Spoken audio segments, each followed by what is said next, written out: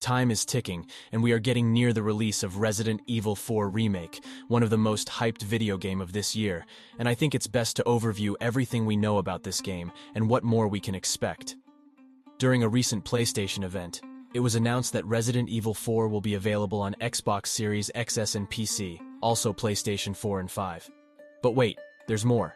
The game will also have support for PSVR 2, which is Sony's next-generation virtual reality headset. So yeah, you will be able to experience it in VR too, but there's no release date yet for Nintendo Switch. I'm not going to spoil anything, so don't worry.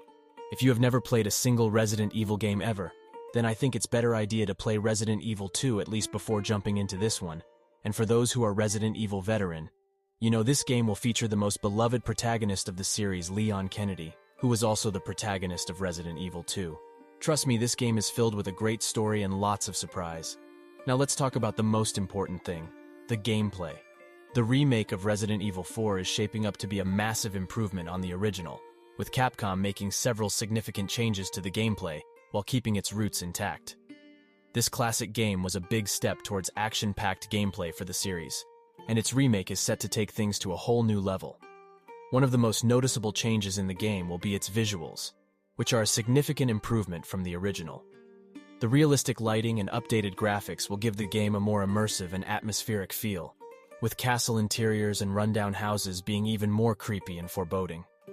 During a recent Resident Evil showcase, Capcom revealed an extended gameplay demo of the game, and fans were thrilled to see that the over-the-shoulder camera viewpoint will be returning. However, the biggest change is that Leon will now be able to move while aiming his gun, which will significantly improve the game's fluidity and modernity. Returning characters will also help Leon along the way, and he will be shepherding Ashley, the kidnapped target, for a significant portion of the game. Ashley no longer has a health bar, but can be downed and revived if she's damaged too much, and players can direct her around more deliberately. Capcom has also redesigned the main enemy type, the Ganados, to be scarier than ever before. This means we can expect to see a more widely varied stock of enemies in the villages and castle that Leon will navigate. First off, they're making some major changes to the gameplay mechanics. For example, the laser sight is now an upgrade rather than a default feature. This means you'll have to work a bit harder to get that pinpoint accuracy. And how about that new crossbow weapon? That sounds like it's going to be a lot of fun to use. Plus, with the addition of dismemberment on enemies, the combat is going to be even more intense and satisfying. But that's not all.